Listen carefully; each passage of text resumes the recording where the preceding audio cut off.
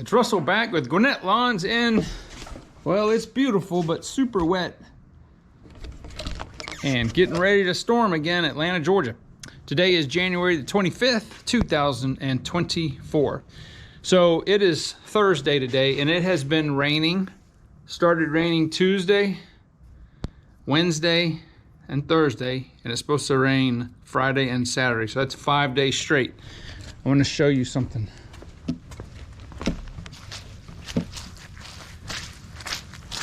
How saturated the ground is. And it's not just my yard, it's everybody's.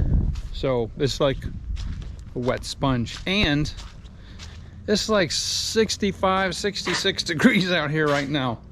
I'm gonna take that. I came out this morning, it felt like it was spring. It's weird. Okay, so obviously, I just want to make a quick point here. So let's say that the sun came out and started to dry this. Would you, with seeing as much water as I had on the ground, would you guys mow in this condition? Yes or no? Put that down in the comments. So I would. Okay, so my rule is, if it's rained, after the concrete gets completely dry, then that's my trigger to go ahead and mow. Now, if I was to take this mower right here and put it on my yard, even if I just rolled across it and didn't make a turn, oh, it's gonna make some bad depressions in the ground because it's heavy and there's an enormous amount of weight on this back tire. Conversely, if I was to take this trim star and do the same thing, it wouldn't do that. So even if it's not a hill involved, these things are just phenomenal. This is not a trim star commercial. But anyway, I just had to bring that out because I know a lot of people, you know, right now, if I had grass to cut and it dried, concrete got dried up, I could go out and work. If I had the trim star, which obviously I do, but if I had a stand-up mower, if I had this only, or a sit-down mower, I'm not gonna damage the customer's yard. That's no bueno. All right, so I'm gonna consider this day 3 of the demo. I wanna talk to you guys about 2 different things about the mower. Number 1 is I need to make some tweaks to it to see if I can soften up the ride a little bit. And I had forgotten, and somebody commented on, I think it was the last video, about taking the, you see these, I'm gonna call these rubber shocks right here. There's 4 of them, and the I can't remember who it was, but he said that on his mowers, I think he said he had a Stander X, when he gets one of these mowers, he takes 2 of them, 1 or 2 of them off. So the platform, it doesn't feel bad, but it's, you know, I'm gonna try it on my 36 Wright. I always had the 4 on there, and the ride was super rough. It was horrible. So I'm gonna do that. Obviously, I'm not gonna be able to test it till we go out, and it's supposed to stop raining Saturday, and then no rain Sunday, and we've got a couple of leaf jobs that I need to use this mower on.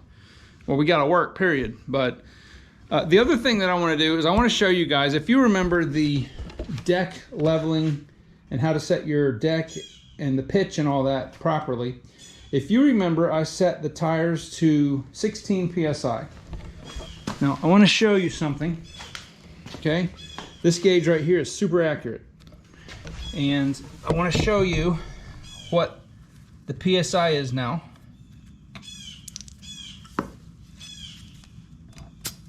It is 18 PSI, so it's already gone up 2 PSI in a couple days. Now, how did that happen? I'm gonna tell you how it happened.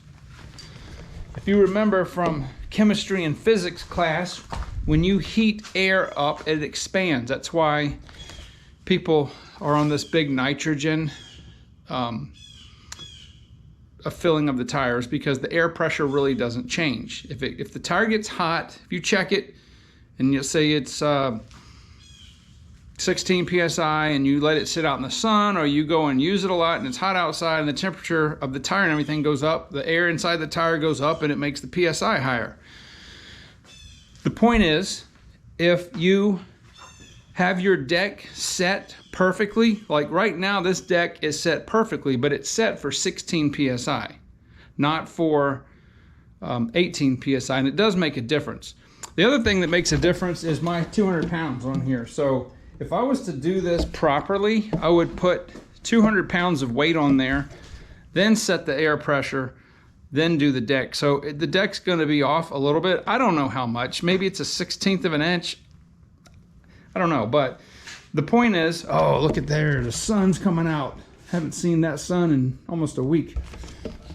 But the point is that if you're not constantly making sure that your PSI in your tires are where they need to be and where they were when you set the pitch of the deck, then it's going to be off, and that can affect cut quality. So first thing I'm going to do is take the elastomers off, 2 of them off.